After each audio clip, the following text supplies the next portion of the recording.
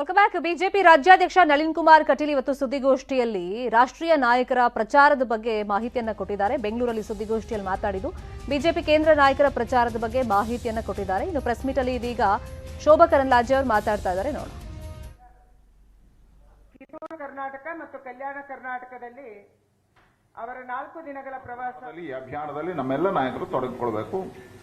ಅದಕ್ಕೋಸ್ಕರ ಬೆಳಗ್ಗೆ ಹೋದಾಗ ಅಲ್ಲಿ ಒಂದು ಪತ್ರಿಕಾಗೋಷ್ಠಿಗಳು, ಹೋಬಳಿ ಹಾಗೂ ತಾಲೂಕು ಕೇಂದ್ರಗಳಲ್ಲಿ ರೋಡ್ ಶೋಗಳು, ಒಂದು ಸಾರ್ವಜನಿಕ ಸಭೆ, ಮನೆ ಮನೆಗಳ ಸಂಪರ್ಕ ಮೂಲಕ ಮತಯಾಚನೆ, ಪ್ರಮುಖ ಕಾರ್ಯಕರ್ತರು, ಸಮುದಾಯದ ಮುಖಂಡರು, ಫಲಾನುಭವಿಗಳು ಮತ್ತು ಪ್ರಮುಖರೊಂದಿಗೆ ಒಂದು ಸಭೆ.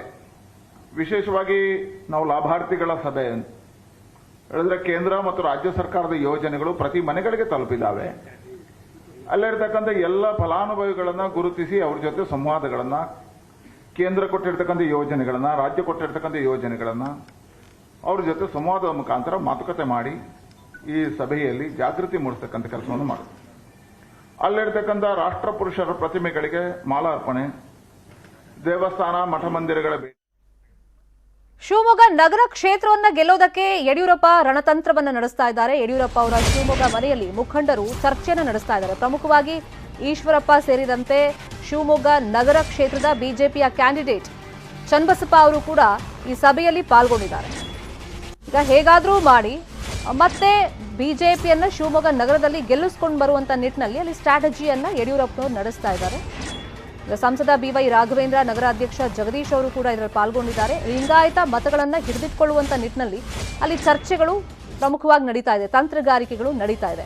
ಈಗ ಈಶ್ವರಪ್ಪನವರು ಕೂಡ ಇದಕ್ಕೆ ಸಪೋರ್ಟಿವ್ ಆಗಿ ನಿಲ್ಲೇಬೇಕು. ಯಾಕಂದ್ರೆ ತಮ್ಗೇನು ಅಸಮಾಧಾನ ಇಲ್ಲ, ಚುನಾವಣಾ ರಾಜಕೀಯದಿಂದ ನಾನು ನಿವೃತ್ತಿ ಘೋಷಣೆ ಮಾಡ್ತಾ ಇದ್ದೀನಿ, ಆದ್ರೆ ಆ ಪುತ್ರನ ಪರವಾಗಿ ಒಂದಿಷ್ಟು ಬ್ಯಾಟ್ ಬೀಸಿದ್ರು. ಆದ್ರೆ ಈ ಸಲ ಕಾಂತೇಶ್ ಅವರಿಗೆ ಟಿಕೆಟ್ ಸಿಗಲಿಲ್ಲ.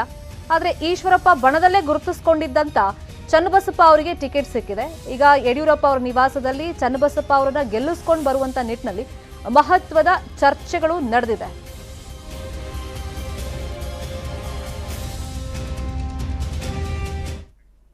ಇನ್ನು ಶಿವಮೊಗ್ಗದಲ್ಲಿ 100ಕ್ಕೆ 100ರಷ್ಟು ಬಿಜೆಪಿ ಪಕ್ಷ ಗೆಲ್ಲುತ್ತೆ. ಶಿವಮೊಗ್ಗ ನಮಗೆ ಪ್ರತಿಷ್ಠೆಯ ಕಣ, ನಾವು ಗೆದ್ದೇ ಗೆಲ್ತೀವಿ ಅಂತ ಹೇಳಿ ಶಿವಮೊಗ್ಗದಲ್ಲಿ ಮಾಜಿ ಸಿಎಂ ಬಿಎಸ್ ಯಡಿಯೂರಪ್ಪ ವಿಶ್ವಾಸವನ್ನು ವ್ಯಕ್ತಪಡಿಸಿದ್ದಾರೆ.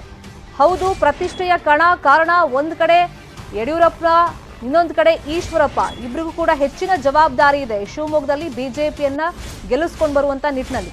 ಇನ್ನು ಕ್ಷೇತ್ರದಲ್ಲಿ ಬೇರೆ ಬೇರೆ ಸಮುದಾಯದ ಸಭೆಯನ್ನ ನಾವು ನಡೆಸ್ತಾ ಇದ್ದೀವಿ. ಹಿಂದುಳಿದ ವರ್ಗದ ಎಲ್ಲಾ ಸಮಾಜ ಬಿಜೆಪಿ ಪಕ್ಷಕ್ಕೆ, ಅಂದ್ರೆ ನಮಗೆ ಬೆಂಬಲವಾಗಿ ನಿಲ್ಲುತ್ತೆ ಅಂತ ಹೇಳಿ ವಿಶ್ವಾಸದಲ್ಲಿದ್ದಾರೆ ಯಡಿಯೂರಪ್ಪ.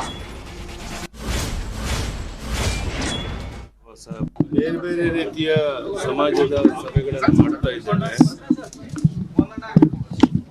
ಶಿವಮೊಗ್ಗದಲ್ಲಿ 100ಕ್ಕೆ 100 ನಾವು ಗೆದ್ದೇ ಗೆಲ್ತೇವೆ. ಎಲ್ಲ ಹಿಂದುಳಿದ ವರ್ಗದ ಬೇರೆ ಬೇರೆ ಎಲ್ಲ ಸಮಾಜದವರು ಸಹ 100ಕ್ಕೆ 90 ಭಾಗ ಬಿಜೆಪಿಗೆ ಬೆಂಬಲ ಕೊಡ್ತಾ ಇದ್ದಾರೆ.